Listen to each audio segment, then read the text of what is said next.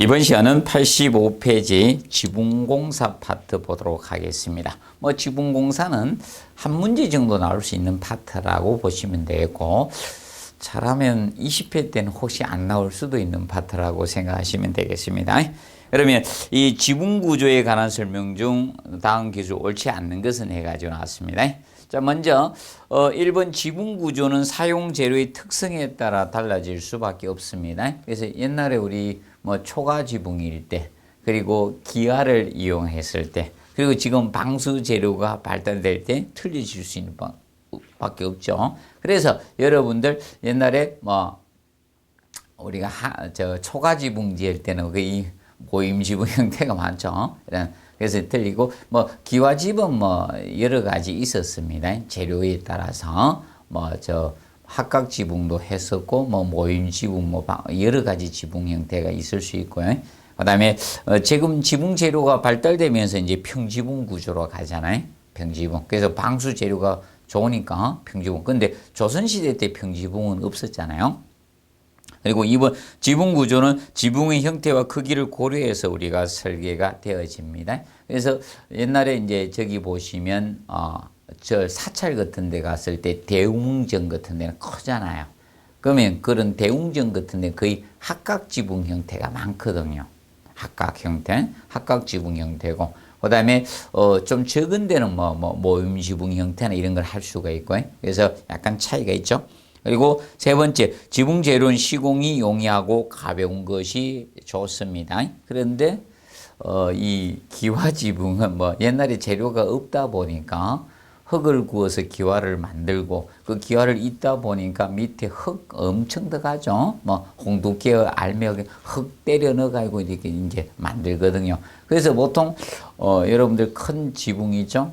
대략 대웅전 이런 데 큰 사찰의 지붕은 아마 그 위에 흙하고 기와 무게가 한 100톤 정도 올라간다 하는 것더라고요. 저번에 한번 철거하는 분들이 한번 이야기하는데 한 100톤 이상 올라간다고 이야기하더라고요. 그래서 그거는 좀 안 좋았습니다. 그리고 네 번째 보시면 지붕 재료는 방화적이고 내수적이라는 거 맞죠? 근데 열 전도율이 큰 것이 좋은 것은 아니죠. 열 전도율이 적은 것이 좋은 재료가 됩니다. 그래서 열 전도율이 크면요, 여름은 덥고 겨울은 춥습니다. 그래서 최대한 적은 것이 좋고요. 그리고 알아두실 거, 습도에 의한 신축도 적어야 돼요. 습도에 의한 신축도 적어야 되지만 열 전도율하고 적어야 돼요. 그래서 열 전도율만 가지고 유일하게 8회 때 한번 출제가 되었었습니다. 열 전도율은 적은 재료가 좋은 품질이 돼요. 큰 재료가 좋은 품질이 아니고, 그리고 습도에 의한 신축도 적어야 된다는 점을 꼭 명심하십시오. 그 다음에 5번에 지붕 재료의 보통 한 개의 크기가 클수록 물매는 완만하게 할 수가 있죠. 그래서 재료가 작게 되면 이연부가 많아집니다. 그래서 이연부가 많아지면 누수의 가능성이 높아지죠. 그래서 그럴 경우는 물매를 급한 경사로 우리가 처리를 하게 됩니다. 그리고 2번 지붕 재료의 재료적 특성과 지붕 기울기, 물매에 대한 설명으로 옳지 않는 것. 일단은 1번 평기와의 기울기는 4cm 4대 10물매로 10분의 4물매 이상으로 하면 되죠. 그리고 2번에 지붕 면적이 클수록 기울기는 가파르게 합니다. 그래서 이제 우리가 주의할 것은 지붕 면적, 지붕 크기 개념이죠. 지붕 면적. 바로 지붕 크기의 개념이죠. 그래서 이 지붕 면적, 지붕 크기적인 측면하고 지붕 크기. 그래서 지붕 면적과 물매, 이 기울기, 이 경사의 개념은 우리가 비례 관계가 됩니다. 얘는 비례 관계죠. 이 두 가지는 비례 관계가 성립이 됩니다. 비례 관계. 그래서 얘가 커지면 얘도 급하게 해야 되죠. 경사를 많이 두셔야 됩니다. 그리고 세 번째, 대형 슬레이트는 소형 슬레이트 물매가 크다 해서 됐죠. 자, 이 지붕 재료의 크기죠. 그래서 이제 지붕 이 재료 한 개의 크기죠. 재료의 크기적인 측면하고 이 물매 기울기는 자, 이 기울기 경사는 반비례 관계가 성립이네. 이 두 가지는 반비례 관계죠. 이 두 가지는 반비례 관계예요. 반비례 관계입니다. 그래서 재료가 커지면 물매는 완만하게 할 수가 있죠. 예. 자, 이것은 반비례 관계죠. 그래서 이제 지붕 재료의 크기가 적어지면 물매를 많이 해야 되죠. 경사를 가파르게 해야 됩니다. 그래서 반비례 관계의 성립이 됩니다. 대형 슬레이트는 3cm 물매고 소형 슬레이트는 우리가 5cm 물매가 됩니다. 소형이 커야 됩니다. 그리고 네 번째, 지붕의 기울기, 이 경사는 지붕의 형태나 지붕 재료의 성질, 자, 또는 지붕 재료의 표면에 따라 틀려질 수가 있죠. 표면이 매끄러운 것은 완만하게 할 수 있고 표면이 거친 것은 가파르게 해야 됩니다.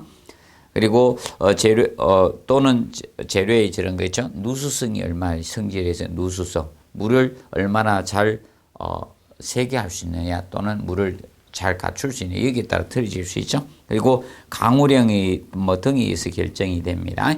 그다음에 이제 지붕 재료의 내수성이나 수밀성, 경량성 등이 요구되고 있죠.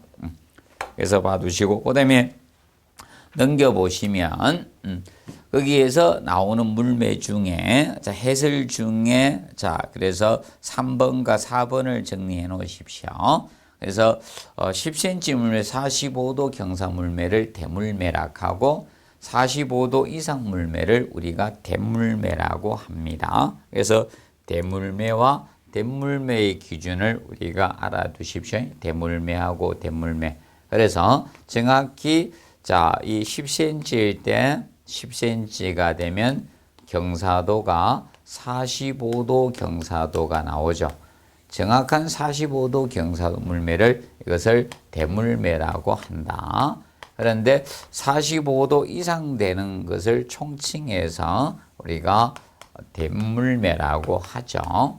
그러면 이거부터 45도 이상 되는 물매들이 많이 있을 수가 있겠죠. 그래서 경사 이상 되는 이 물매를 우리가 대물매라고 합니다. 45도 이상 물매를 총칭해서 이것을 대물매라고 합니다. 기준 알아두시면 되겠습니다. 자, 그리고 4번에 모임지붕 춘유화가 사방물매 되는 이 기해물매를 우리가 모서리부 물매를 기물매라고 했죠. 기물매. 기물매의 개념은 바로 이 개념이 됩니다. 그래서 이렇게 했을 때, 지금 현재 지붕의 모임지붕에서 모임지붕은 네 방향으로 경사가 졌죠. 박공은 두 방향으로 경사가 졌지만, 그래서 이런 형태가, 이렇게 되면 이 사방키, 이 부분의 물매를 기물매라고 했습니다. 일반 평물매보다는 기물매는 더 완만한 경사를 가진다. 그래서 기물매의 개념 바로 이거다. 지금 현재 여기 일반 평물매가 10cm에 대한 5cm 물매라고 가정합시다. 여기에 경사도는 현재 이런 경사도를 가지고 있는 거예요. 이 경사도를. 그런데 이 부분 사방 모서리 부분의 이 기부분의 물매는 요걸 작도를 하면 됩니다. 정확히 10cm 정사각형을 만들어서 이 빗병 길이를 구하면 되겠죠. 이 빗병 길이. 이것이 이 길이가 되는 거죠. 여기에 대한 요거는 동일한 길이니까 요 길이가 그러면 10루트 2가 나오잖아요. 피타고라스 정리해서 10루트 2가 나오죠. 그러면 이것이 밑병 길이가 되는 거죠. 그래서 이 경사도가 기물매가 되는 거예요. 이것을 돌려서 이것이 기물매가 되는 거예요. 일반 평물매 경사도가 완만해지잖아요. 이것이 기물매예요. 산을 올라갈 때 그냥 올라가면 가파르잖아요. 이게서 능선을 타고 올라가는 물매다. 이렇게 보시면 이해가 쉬울 겁니다. 그래서 보통 일반 물매가 평물매가 5cm만 여기다 기물매를 산정할 때는 그냥 루트 2로 나눠야 되는데 그냥 0.7을 곱하셔. 간략히 약식. 0.7을 곱하면 자 3.5cm 물매가 나오죠. 그러면 이것이 기물매가 되는 거예요. 그래서 이 기물매는 일반 평물매보다 완만한 경사도를 가진다. 그래서 그 측면을 우리가 알아두시기 바랍니다. 정리해 두시고 나머지는 한번 읽어 두십시오. 그리고 3번에 다음 지붕공사에 설명한 내용 중 가장 올바르지 않는 것. 먼저 1번에 지붕이끼 재료의 물매는 아스팔트 루핑은 3cm 물매죠. 10분의 3 이상 되면 되고 슬레이트 소형은 5cm입니다. 슬레이트 대형은 3cm고요. 슬레이트 소형은 5cm 개념이 됩니다. 그리고 기와는 4cm. 그리고 금속판 골판이염이나 기와가락 이런 것은 2.5cm가 되죠. 그리고 2번에 지붕 재료는 수밀하고 내수지역 습도한 신축은 적어야 됩니다. 그리고 열 전도율도 적어야 된다겠죠. 그리고 세 번째 적설량이 많은 지방일수록 물매는 어떻게 크게 해야 되죠. 적설 눈의 양이 많으면 내려갈 수 있도록 처리해 줘야 되죠. 그리고 네 번째 보시면 지붕 재료의 크기가 클수록 비가 새기 쉬우므로 물매를 크게 한다. 지붕 재료가 적을수록 비가 새기 가능성이 높아지죠. 그래서 그럴 때 크게 하는 것이 지붕 재료의 크기하고 물매는 반비례 관계였습니다. 그리고 5번에 지붕 재료는 열전이 적은 것으로 좋은 품질 개념이 됩니다. 그리고 4번에 다음 물매 크기 순으로 맞는 것은 해가놨습니다. 작은 것에서 큰 것 또는 큰 것에서 작은 것으로 이렇게 출제할 수가 있을 겁니다. 근데 이게 물매 쪽에서 수치 가지고 내는 거 이게 마지막이 될 가능성이 있는데 내기는 조금 아직까지는 힘들지 않겠느냐 이렇게 봅니다.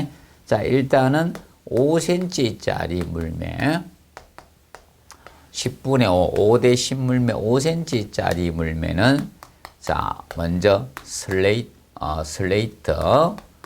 소형이 있죠. 소형판이 있고 그리고 널이나 이형이 5cm짜리가 됩니다. 그리고 4cm짜리 물매에 해당 경사도에 해당되는 것은 기와죠. 기와가 있고 그 다음에 3cm짜리 물매에 해당되는 것이 자 슬레이트 대형이 있죠. 슬레이트 대형판이 있고요. 그리고 아스팔트 루핑이 있습니다. 아스팔트 루핑 개념이 있고 그 다음에 금속판 평이형 개념이 있습니다. 평판이형이죠. 평이형. 이것이 3cm죠. 그리고 2.5cm짜리 물매에 해당되는 것이 나머지 금속판이죠. 자, 이 금속판 기와가락이나 형태가 진 것이 더 완만하게 할 수 있게 평평한 것보다는 금속판 이런 골판이요. 이런 것들이 2.5cm 물매에 해당이 됩니다. 그래서 간략히 비교해 두시면 된다.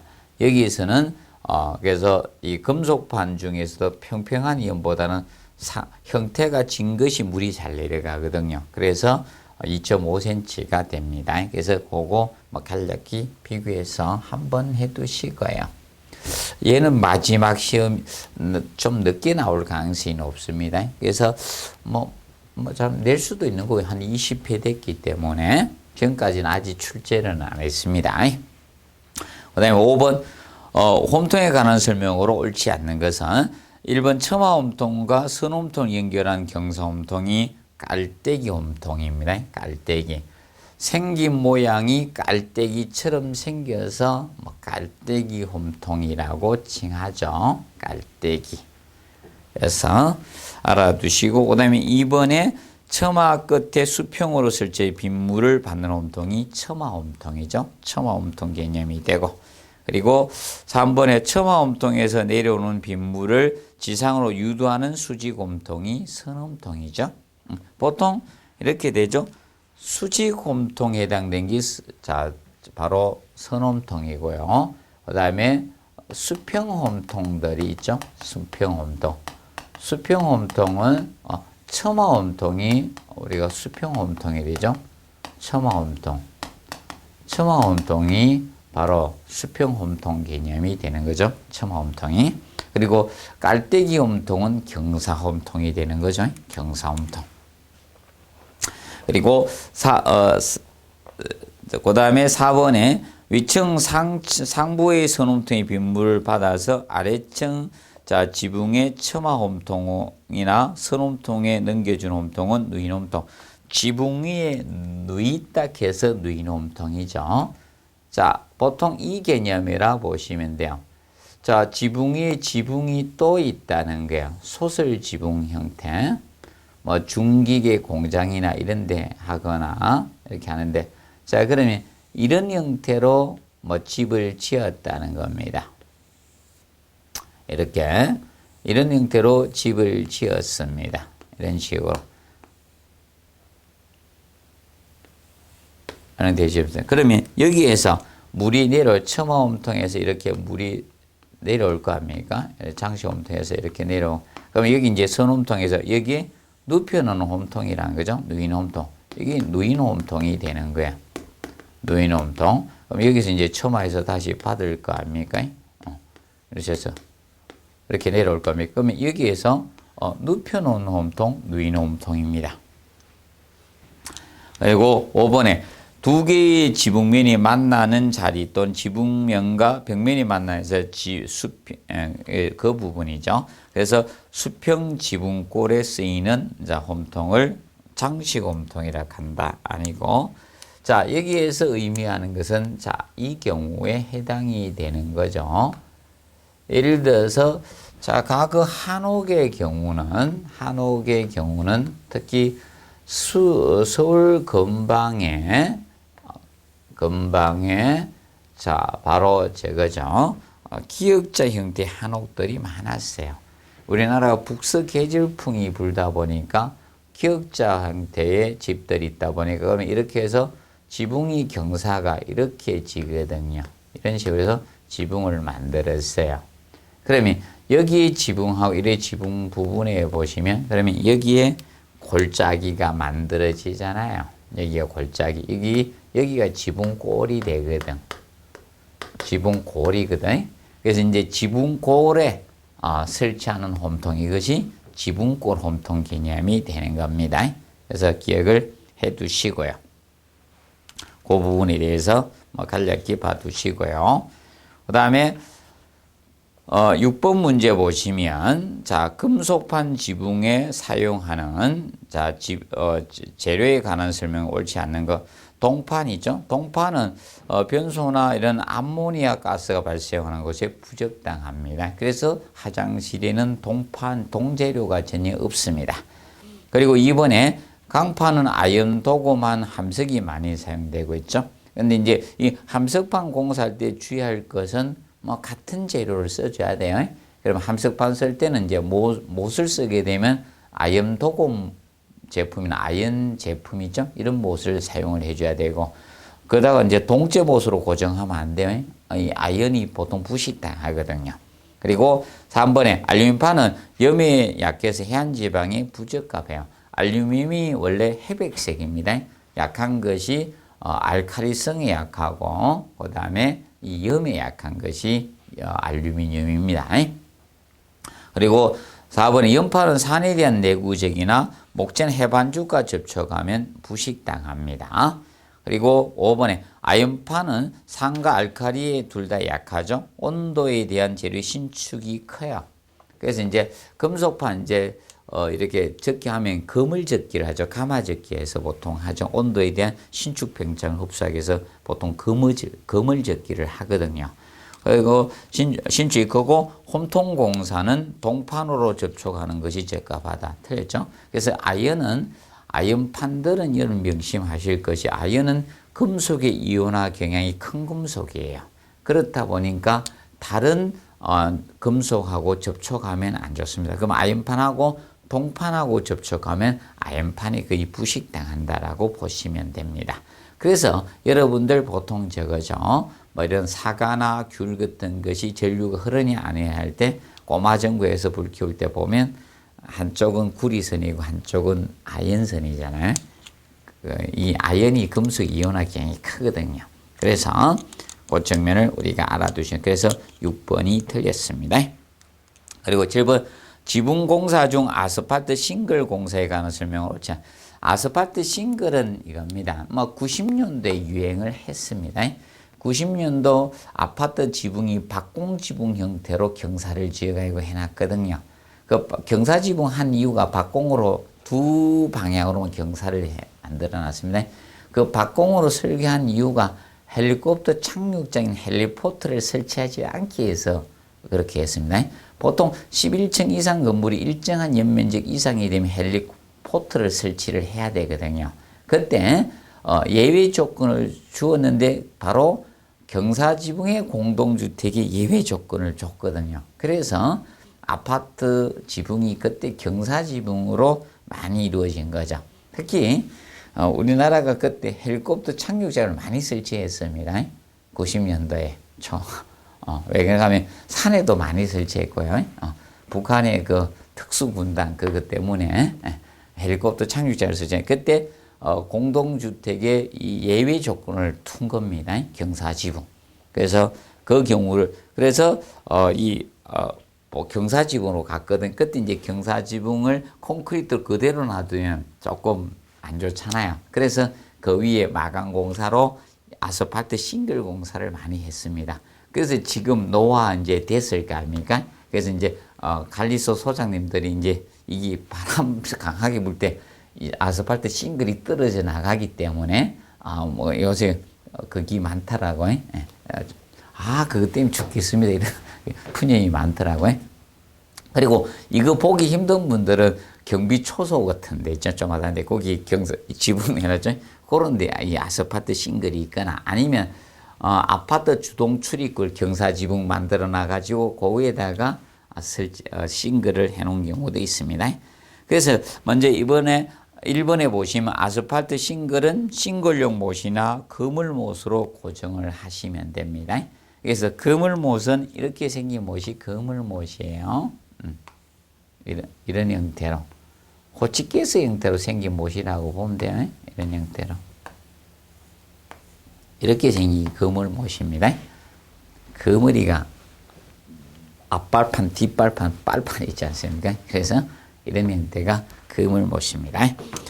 이번에 아스팔트 싱글 작은 지붕 경사면과, 자, 이 직교 방향으로 해야 돼요. 직교 방향, 경사 방향과 경사가 이렇게 재져 있으면 이런 식으로 경사가 이렇게 져 있으면 경사가 있죠. 그러면 이렇게 직교 방향으로 하시면서 전체적인 작업지는 대각선 방향이 지붕 하부 쪽으로 하면 안 되고 지붕 상부 쪽으로 해나가 올라가야 돼요.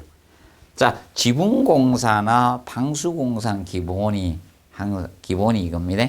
아래에서 위로 가야 돼요. 공사를 기본이 이거예요. 하부에서 상부로 진행이 됩니다. 기본이. 특별히 예외로 하는 경우가 상부에서 하부로 하는 경우는 있긴 있습니다.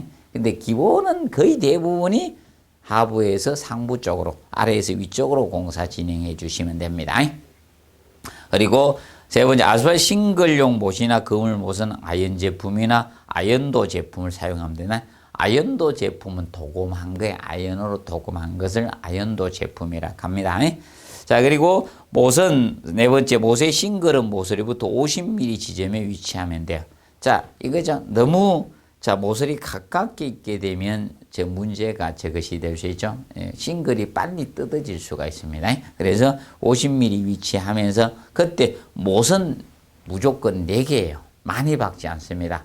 싱글의 형태와 관계없이 4개만 박으면 돼요. 보통은 뭐 최소 얼마 이상 이렇게 가는데, 자, 이 싱글 공사에서 못을 싱글 모양의 형태와 관계없이 무조건 4개로 가주면 됩니다. 그리고 5번에 그물못을 사용하는 경우 그 지붕과 그물못의 상부가 평행이 되도록 그물못을 우리가 박아주시면 됩니다. 그래서 여러분들도 호치기에서 박았을 때 툭 튀어나오면 안 좋잖아요. 그래서 잘못 박히면 툭 튀어나오면 옛날 망치나 이런 걸도 툭 돌이나 이런 거 툭툭 두드렸던 것과 같이 팽하게 해주시면 됩니다. 그리고 8번 문제 홈통공사에서 선홈통에 관한 기술죠. 자, 수직홈통이죠. 수직홈통이 선홈통인데 자, 선홈통의 최장 길이는 기본적으로 자, 3m 이하가 되죠. 최장 길이는 기본 3m로 봐주시면 됩니다. 그래서 그게 3m니까 3000mm가 되겠죠. 그리고 2번에 보시면 선홈통과 벽면 사이 이격거리는 최소 30cm 이상 간격을 최소한 유지하시면 3cm 간격 유지하시면 되고 그 다음에 선홈통 길이의 설치 상단과 하단에 각각 200mm 위치에 자 설치 다른 거 아니고 수직홈통이 선홈통이 이렇게 있었다는 거예요. 선홈통이 이 벽이 있으면 벽면이 있으면 이렇게 있을 겁니까? 자, 여기 벽이 있었습니다. 그러면 최소한 여기에서 이렇게 거리를 해줄까, 고정을 시켜줄 거 아닙니까? 벽에다가. 그러면 여기에서는 200mm, 20cm가 될 겁니까? 200mm 위치. 그리고, 상부라 가정합시다. 이게 상부면 여기도 동일하게 200mm. 이렇게 해서 고정돼야 될 겁니까? 여기서 200mm 위치에서 해주고. 그리고 일정한 이제 간격으로 설치하시면 된다. 그 중간 1500mm 정도, 그래서 1.5m 간격으로 고정을 해주라는 겁니다. 1.5m 간격으로. 이렇게, 이제 이 간격은 1.5m 간격으로 1500mm 간격으로 가주자는 게 이 간격은. 그래서 1.5m니까 1500mm죠. 그래서 1.5m 간격으로 등 간격으로 거리를 해주면 되네. 선홈통 거리를 해주라는 거예요. 선홈통 거리는 자 그리고 나중에 이제 여기에 이제 낙수 바지가 있죠. 낙수 바지가 있는데 자 이때 이거는 이제 약간 생길 때 이렇게 경사지가 있고 보통 설치해 주죠. 자 이렇게 해서 물이 내려갈 수 있도록 이 경사지기 이렇게 설치를 보통 합니다. 그래서 건물 바깥쪽으로 45도 경사지기 해가지고 이 바깥쪽 건물 바깥쪽으로 이렇게 경사를 두게 됩니다. 그다음에 4번에 보시면 혼통거리 형태는 선홈통 단면과 일치하는 형태로 제작을 해줘야 되겠죠. 그리고 선홈통 하단부 배수구는 45도 경사로 건물 바깥쪽, 안쪽이 아니라 이래 하면 안 되고 바깥쪽으로 45도 경사지기 행해 주시고 그다음에 이제 이 밑에가 이제 낙수 바지 개념이 있는 거죠. 이렇게 이제 공사가 되는 겁니다. 그다음에 9번 보시면 자, 선홈통 공사에서 맞댄 용접 및 그물접기에 관한 설명으로 옳지 않는 거 해놨습니다. 먼저 1번 수평 그물접기의 겹침폭은 최소 우리가 20mm 이상이 되어 주시면 돼요. 그물접기는 가마접기입니다. 이렇게 해서 이렇게 접는 가마접기 형태. 그리고 3번에 그래서 이제 이 그물접기가 온도에 의한 신축 팽창을 흡수해 주기 위해서 이 그물접기를 해요. 그물접기는. 그리고 두 번째 겹침 용접의 폭의 최소 폭에 대해서 해놨죠. 최소폭은 25mm 이상 대주시면 됩니다. 그리고 신축 이염의 익스펜션 조인트 같은 신축 이염과 관련돼서 이 폭은 75mm 이상하고 최소 25mm 정도를 거동이 작용하도록 조립을 해주시면 됩니다. 그리고 네 번째, 수평 그물접기의 높이는 최소 25mm 이상으로 해주고, 그럼 그물접기 기본은 25mm가 됩니다. 25mm. 요거는 25고, 근데 주의할 것은 수평 그물접기하고 헷갈리면 안 된다. 수평 그물접기는 20mm 이상으로 해주고, 수직 그물접기는 25mm입니다. 두 가지 비교해 두시고요. 그래서 수직과 수평 개념의 차이가 있다.